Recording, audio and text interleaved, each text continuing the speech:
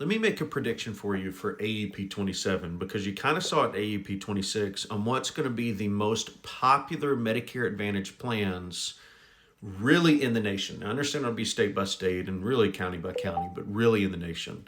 What I'm talking about is this: Medicare Advantage is still growing, but the greatest growth that we've seen, at least by percent to plan based on current population, that's changing. And that I would actually say that matters right now more than growth itself because of the environment we're in, we're chasing stability more than churn and burn, right? Increasingly, MA growth has been driven by, at least this past year, S&P plans. So when I say S&P, I mean special needs plans. So not traditional MAPD, so I'm not talking about a standard PPO or HMO plan, right? But I'm talking about dual eligible plans. I'm talking about chronic condition plans. I'm talking about institutional special needs plans. These plans are a very different kind of growth than MA's had historically. And this is changing how Medicare Advantage behaves on an actuarial level. So let me explain what I'm getting at and what I'm talking about, right? Historically, so when I'm talking historically, past decade and a half, Medicare Advantage growth has come largely from general enrollment. So beneficiaries that are turning 65, aging into Medicare, or switching from traditional Medicare into a Medicare Advantage plan.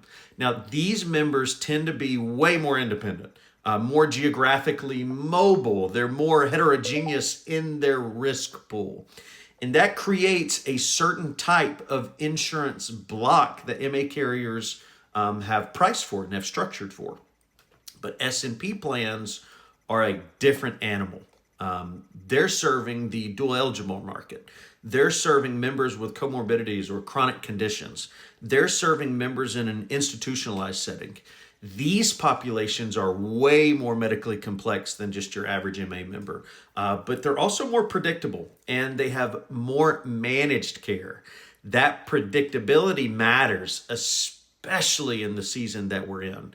You know, insurance isn't just about cost, right? It's about the variance amongst the members. So if you have a population with a high average cost, like an S&P member is, but has more predictable utilization, that actually is more attractive because you can manage that better than a population like a standard MA user that has average cost but really high volatility. The S&P population then falls into that predictable category. And then if we add another layer, I mean, take D-SNPs, for example, or dual eligibles, for example, they're receiving multiple funding streams, not just from CMS for a capitated payment or also the excess risk adjusted payment, but including Medicaid payments from state Medicaid, coordinating and helping to fund that dual eligible.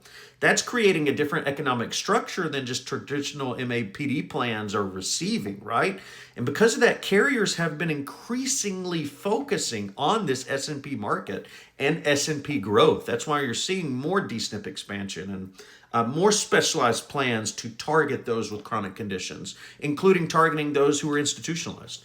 So this shift is changing the ecosystem of Medicare Advantage as well as the agent's opportunity, because this growth that's driven by the special needs plans is providing major network changes.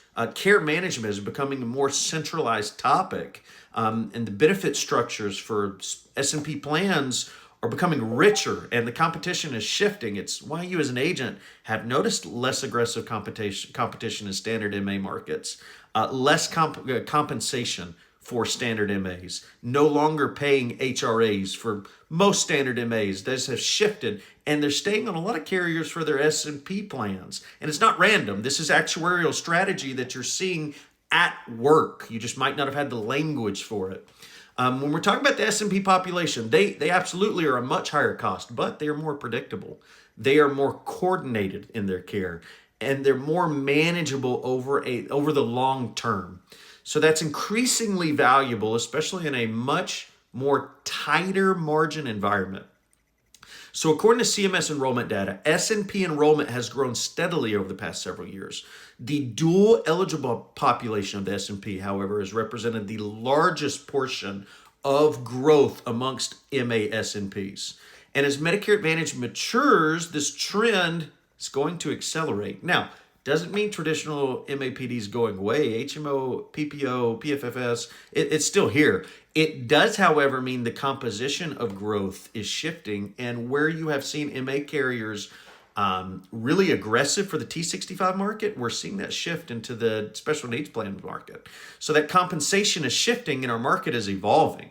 So we've got carriers adjusting now their networks to be more strategic and their benefits more allocated on the S&P plans, focusing geographically on those areas that grow that population. So as an agent, when you see these plan offerings and competition and benefit structures, it's not like some random market behavior. It's reflecting a much broader shift in where Medicare Advantage growth is coming, not just today, but also in the future. Medicare Advantage isn't just growing amongst the nation.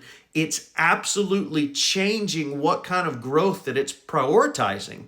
Understanding that shift then will help you as an agent from just comparing plans. Maybe a C-SNP isn't as good beneficially with benefits as you're finding on traditional MA last year. I'm telling you, get ready for AEP 27 because the system that MA plans are using to actuarially focus on this type of data, it's absolutely favoring the special need member.